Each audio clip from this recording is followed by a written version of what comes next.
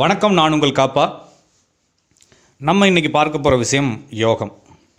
யோகம் அப்படின்ன உடனே உடனே நினைவுகள் வருவது அதிர்ஷ்டம், லக்கி அப்படின்னு சொல்கிறாங்க, லக்.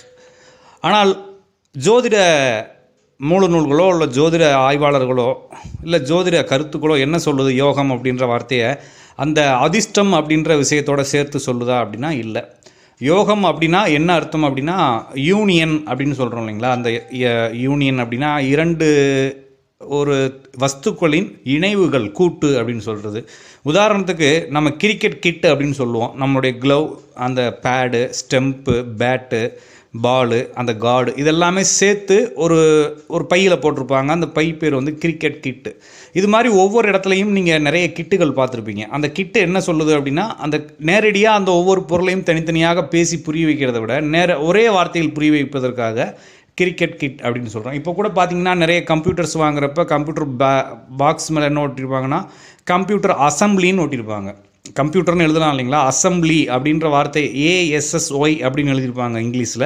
நிறைய ஆட்டோமொபைல் ஸ்பேர்ஸில் ஃபுல்லாகவே வந்துட்டு அசம்பிளி அப்படின்னு எழுதியிருப்பாங்க. அசம்பிளி அப்படின்னா அது ஒரு இணைவு அப்படின்னு, அது வந்து ஒரு மாடுலாக மாறிடுச்சு அப்படின்னு அர்த்தம். அது மாதிரி யோகம் அப்படின்ற வார்த்தையை ஜோதிடத்தில் எப்படி பயன்படுத்தியிருக்காங்க அப்படின்னா ஒரு சில கிரகங்கள் இல்லாட்டினா எல்லா கிரகமும் தனித்தனியாக ஒவ்வொரு இடங்களில் இருக்குது இல்லைங்களா. ஒவ்வொரு சில பாகைகளில் இணைகிறது. அதாவது 30 டிகிரியில் இணைகிறது, 45 டிகிரியில் இணைகிறது, 60 டிகிரியில் இணைகிறது, 120 டிகிரியில் இணைகிறதுல இந்த பனம்பரம், அபோக்லிபம், கோணம் அப்படின்லாம் நிறைய வார்த்தைகள் இருக்கு இல்லைங்களா.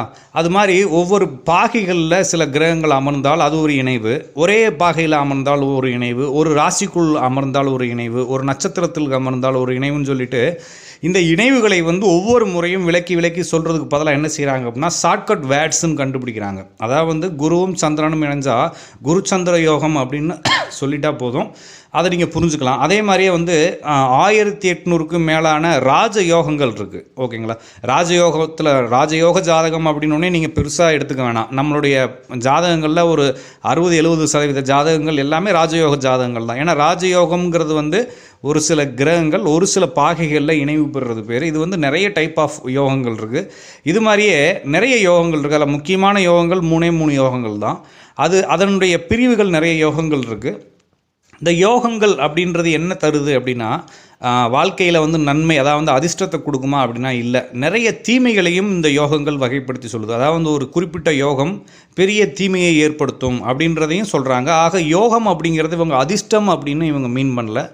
யோகம் என்பது ஒரு லாஜிக், ஒரு பாகைகளில், ஒரு குறிப்பிட்ட பாகைகளில் இந்தந்த கிரகங்கள் இப்படி அமர்ந்திருந்தால் இந்த இடத்தை எப்படி நீங்கள் புரிஞ்சுக்கிறீங்க அப்படின்ற ஒரு லாஜிக்கை எடுத்துக்கிட்டு அந்த புரிய வைக்கிறதுக்காக கொண்டு வந்த வார்த்தை இந்த யோகங்கள். இந்த யோகங்கள் நீங்கள் பார்த்த உடனே நீங்கள் ஒவ்வொரு கணக்கு போட்டு எடுத்துக்க தேவையில்லை. இந்த யோகங்கள் இருந்த உடனே இந்த பலன்கள் இருக்கும் அப்படின்னு சொல்லி ஏற்கனவே ஃபிக்ஸ் பண்ணி வச்சுக்கிறதுனால உங்களுக்கு ஃபெடிக் ரிலீஃப்னு சொல்லுவாங்க. அதாவது என்னென்னா வேலையை குறைத்தல்னு சொல்கிறோம் இல்லைங்களா. உங்களுக்கான வேலையை குறைக்கிறதுக்காக நீங்கள் ரொம்ப கஷ்டப்பட்டு கணிதம் போட்டு ஒரு லாஜிக்கு ஒரு விடையை எடுத்துகிட்டு வரதுக்கு பதிலாக ஏற்கனவே இது ரெடிமேடாக இன்ஸ்டண்ட்டாக ஒரு விடையை வச்சுருக்கிறது அப்படின்னு அர்த்தம். ஒரு யோகம் இருந்தால் இந்த பலன் இருக்கும் அப்படின்றது இன்ஸ்டண்ட்டாக நம்மளுக்கு கிடச்சிட்றதுனால கணிதம் போட தேவையில்லை. அப்போ நம்ம இதில் இருக்கிற யோகங்கள் எல்லாத்தையும் கற்றுக்கிட்டால் பலன்களை எளிதாக சொல்லிடலாம் அப்படின்றதுக்காக கொண்டு வரப்பட்ட இது ஒரு ஃபுல் ப்ரூஃப் மெத்தட்னு சொல்லுவாங்க. இண்டஸ்ட்ரீஸ்லாம் பார்த்தீங்க அப்படின்னா இப்போ லேட்டஸ்ட் இண்டஸ்ட்ரீஸ்லாம் பார்த்தீங்கன்னா ஃபுல் ப்ரூஃப் மெத்தட் அப்படின்னு ஒன்று இருக்குது. அதாவது முட்டாள்களாலும் செய்யக்கூடிய ஒரு சிஸ்டம் அப்படின்னு அர்த்தம். அது என்ன அப்படின்னா இப்போ வர இண்டஸ்ட்ரீஸ்லாம் திறமை அப்படிங்கிறது தொழில் சார்ந்த திறமைகள் தேவையில்லை. ஏதோ ஒரு ஃபேக்ட்ரியில் ஏதோ ஒன்று படித்தவரை கொண்டு வந்து வேலைக்கு வச்சுருவாங்க. அப்படி எதை படித்தாலும் என்ன தெரிஞ்சுக்கிட்டு இருந்தாலும் தெரியாமல் இருந்தாலும் அந்த தொழிலாளி வேலை பார்க்குறப்ப தவறுகள் வராமல் இருக்கிறதுக்காக நிறைய செக் பாயிண்ட்ஸ் வச்சு ஃபுல் ப்ரூஃப் மெத்தட்னு வச்சுருப்பாங்க. அதாவது முட்டாள்கள் வேலை பார்த்தா கூட தவறுகள் இழைக்க முடியாது அப்படின்ற மாதிரி சிஸ்டம் ரெடி பண்ணி வச்சுருப்பாங்க. அது மாதிரி ஒரு ஃபுல் ப்ரூஃப் மெத்தட் தான் இந்த யோகங்கள். அதாவது கணிதம் பண்ணுறதுல தவறு இழைச்சிடலாம். ஆனால் இப்படி யோகங்கள் இருந்தால் இப்படி பலன்கள் நம்ம ஏற்கனவே ஃபிக்ஸ் பண்ணிட்டோம்னு வச்சுக்கோங்களேன். அவர் கணிதம் தப்பாக போட வேண்டிய அவசியம் இல்லை. அவர் நேரடியாக யோகங்களை பார்த்த உடனே பலன்கள் சொல்லிடலாம் அப்படின்றதுனால. ஆக உங்கள் ஜாதகங்களில் யோகங்களை தேடாதீர்கள். ஏன்னா உங்கள் ஜாதகங்களில் யோகங்கள் உங்களுக்கு அதிர்ஷ்டங்களை கொடுக்குவதற்காக வந்ததில்ல, ஜாதக பலன் எடுக்க ஜோதிடருக்கு உதவி செய்வதற்காக அது இருக்குது. அதை உங்கள்கிட்ட யோகமாக அவங்க கன்வெர்ட் பண்ணி சொல்கிறாங்க அப்படின்னா நீங்கள் அது உங்களுடைய புரிதல், அதை நீங்கள் பெருசாக எடுத்துக்க தேவையில்லை. ஏன்னா ஒரு மொத்த யோகங்களில் 40% யோகங்கள் தீமைக்காக சொல்லப்பட்டது, 60% யோகங்கள் நன்மைனா நீங்கள் பெருசாக அப்படியே ஒரு பெரிய அதிர்ஷ்டம் நம்மளுக்கு கூரையை பிச்சுக்கிட்டு கொடுக்கணும்னு நினைக்க வேணாம். நிறைய ராஜ யோகங்கள் அப்படின்றதுல என்ன லாஜிக் சொல்கிறாங்க அப்படின்னா, நம்மளுடைய மனம் ராஜோகுணம், தாமோ குணம், சாத்வீக குணம்னு 3 குணங்கள் இருக்கு இல்லைங்களா. இந்த ராஜயோக ஜாதகங்கள் எல்லாமே ராஜோ குணத்தில் இருப்பாங்க அந்த ஜாதகர்கள். அதாவது ராஜா மாதிரி நீங்கள் வாழுவீங்கன்னு அவங்க சொல்லலை, குணத்தில் ராஜோ குணம்னு ஒன்று இருக்கு இல்லைங்களா. அது ஒரு ஒரு ஒரு பெரிய இது மாதிரி காட்டிக்கிறது, நம்ம ஒரு ஆளுமையை செலுத்துகிற இந்த சிந்தனைகள் அதிகமாக இருக்கும் அப்படின்றத அவங்க அந்த ராஜயோகத்தின் வழியாக சொல்ல வராங்க.